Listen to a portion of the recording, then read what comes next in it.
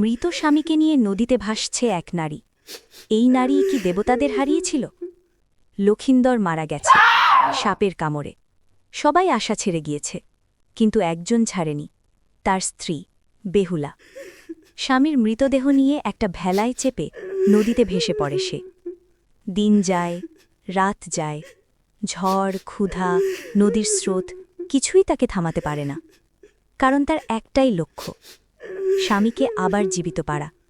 কথিত আছে, ভেসে ভেসে বেহুলা পৌঁছে যায় দেবলোকের দ্বারে। সেখানে সে দেবতাদের সামনে নাচে, প্রার্থনা করে। তার ভালোবাসা আর সাহস দেখে দেবতারাও খুশি হয়ে যায়। শেষে দেবতারা রাজি হন। লখিন্দর ফিরে পায় জীবন। এমনকি চাঁদ সদাগরের মৃত সাথ ছিলেও ফিরে আসে।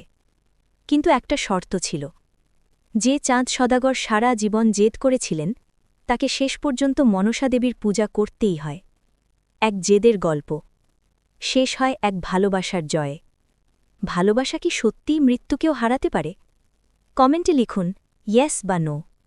আর যদি জানতে চান মনসা দেবী আর চাঁদ সদাগরের সংঘাত আসলে কোথা থেকে শুরু, কমেন্টে লিখুন পার্ট 3।